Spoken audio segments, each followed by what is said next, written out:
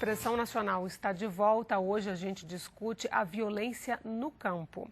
Eu abro uma pergunta aqui para os dois deputados, o deputado Jordi e o deputado Dutra, sobre o programa do governo federal Paz no Campo, que na verdade deveria estar prevenindo esses assassinatos, não deveriam estar acontecendo. Por que o programa não deu certo se na avaliação dos dois não deu certo?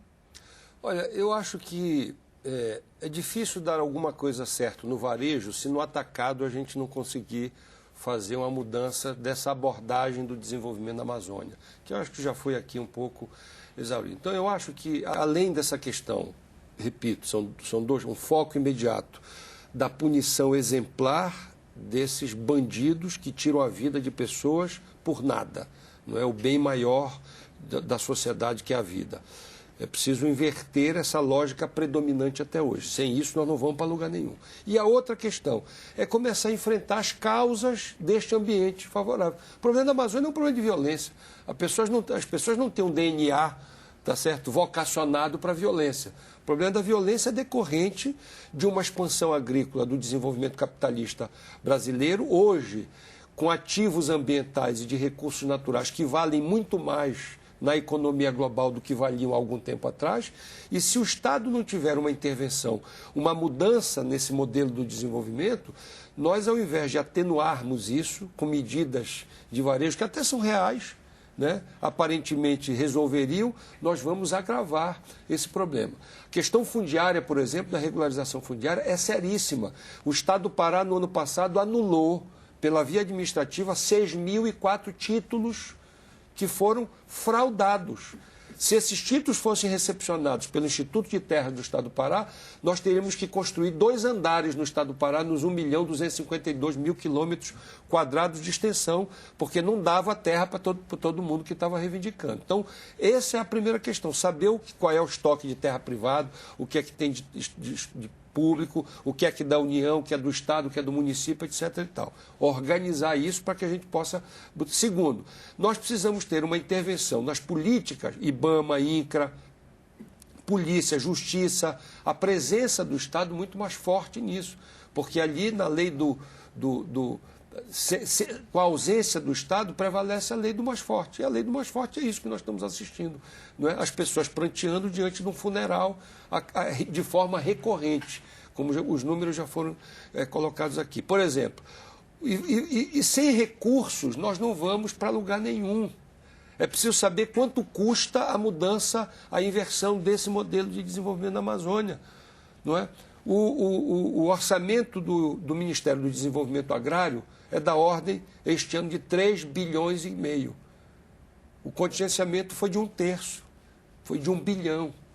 Então não se pode pensar nessa inversão se a gente não começar a discutir o aumento da presença do Estado nessas questões. No Estado do Pará, por exemplo, hoje, nós temos 18 áreas que estão absolutamente pacificadas para fazer a reforma agrária, e isso não é feito segundo depoimentos em Marabá, do INCRA, porque não tem gasolina no carro, porque não tem um funcionário para fazer a última vistoria e começar a sentar as pessoas. Quer dizer, nós estamos perdendo para esse tipo de detalhe. Por quê? Porque não tem investimento necessário. Então, ou a gente começa a ampliar a participação, a corrigir esse pacto federativo deformado, que ao invés de reduzir os desequilíbrios regionais, acaba ampliando os desequilíbrios regionais, e as populações que foram sacrificadas ao longo dessas últimas décadas acabam continuando sacrificadas por falta de investimento,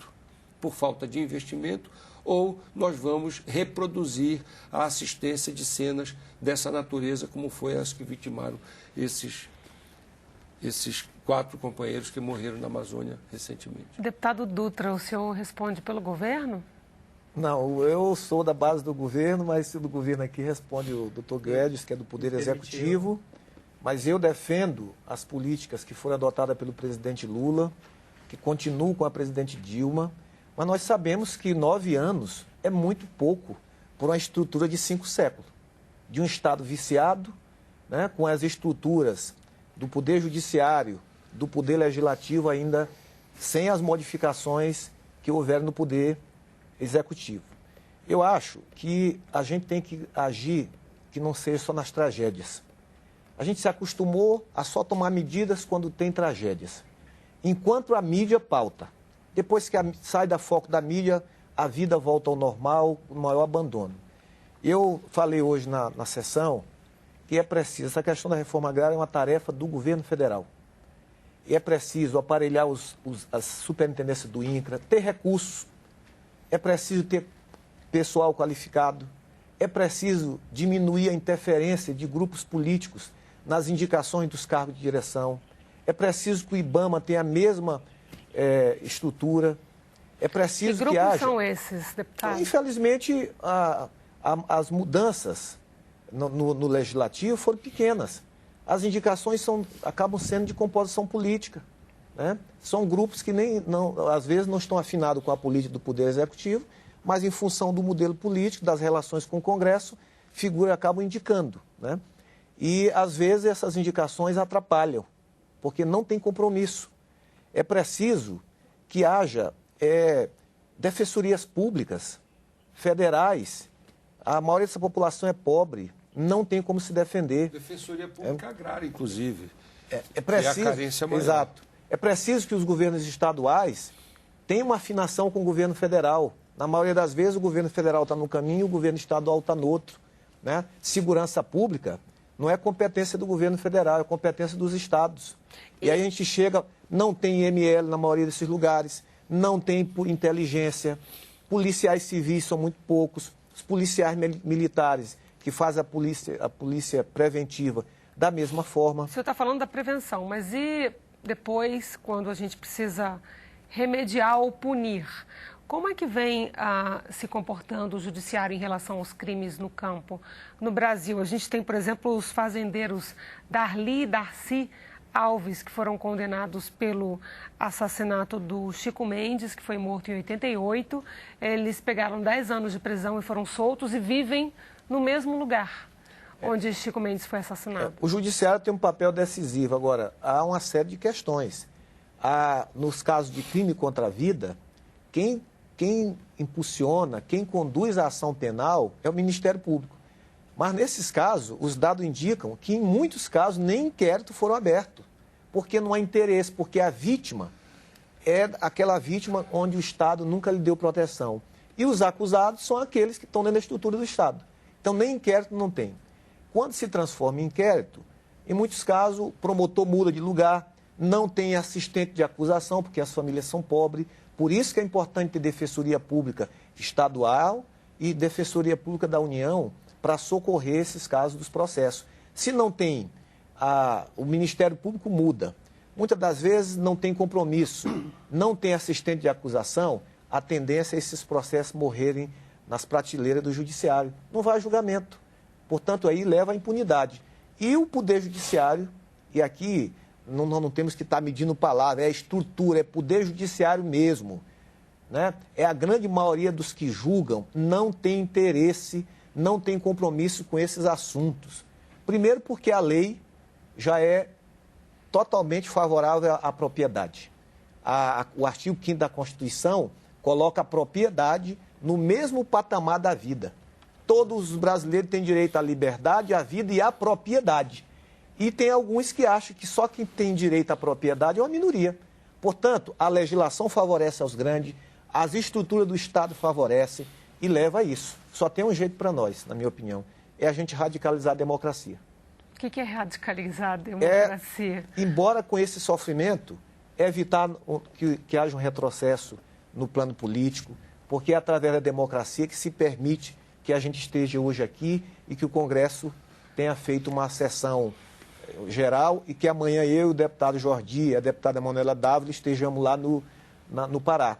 É a democracia que vai permitir que os movimentos falem, que se organizem e que não haja retrocesso. A gente está encaminhando para o final do programa. Eu queria a reportagem, a resposta, aliás, estou com o modus operandi de jornalista 24 horas por dia, mas a resposta do Executivo em relação ao questionamento, à crítica do deputado Jordi sobre reforma agrária.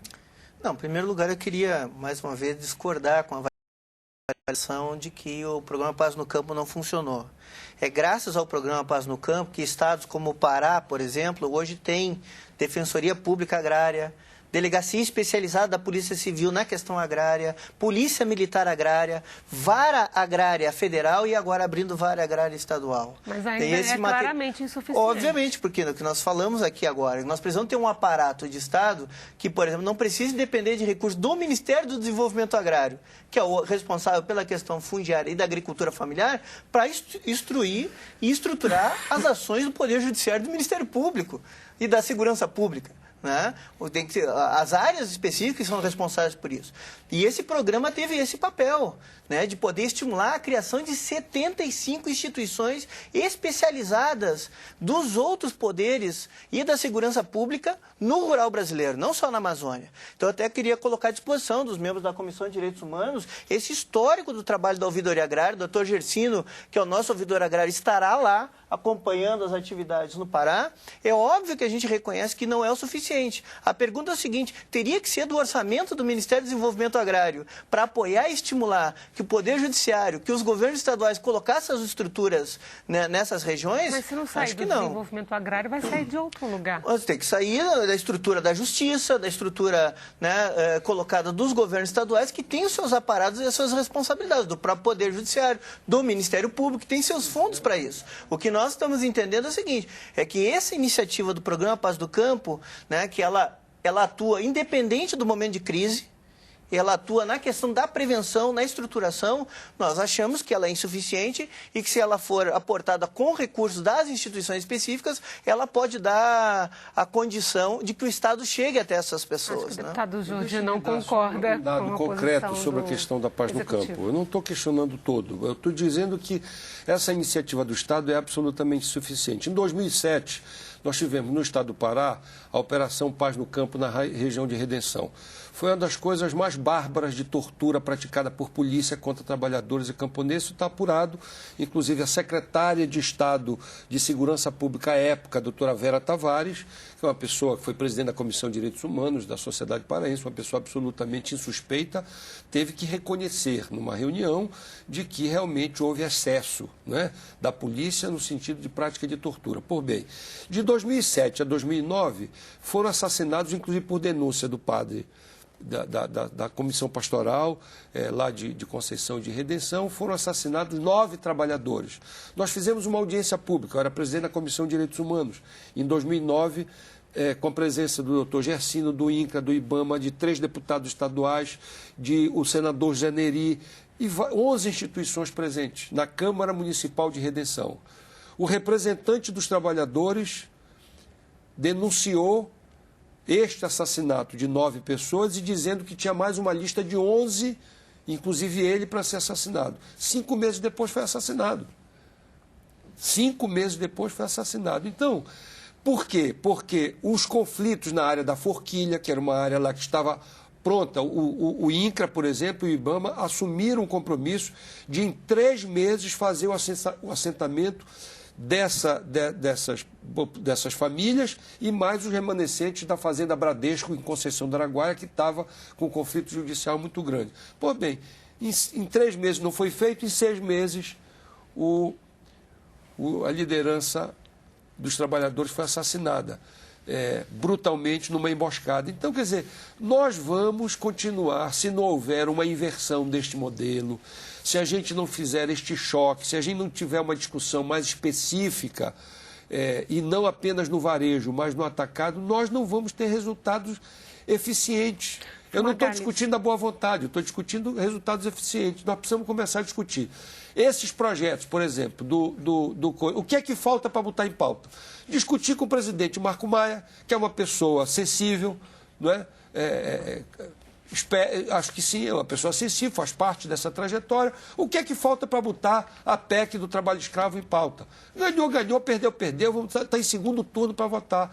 Fazer uma seleção esta semana, deputado Dutra, de quais são os projetos que podem ajudar a coibir este cenário.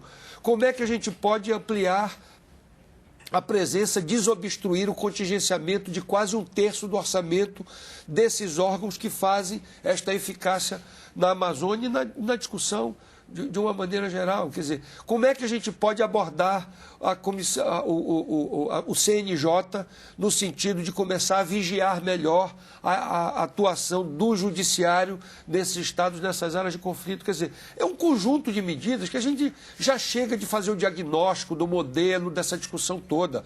Todo mundo já está careca de saber qual é o problema. Nós precisamos começar a fazer uma agenda positiva, não é?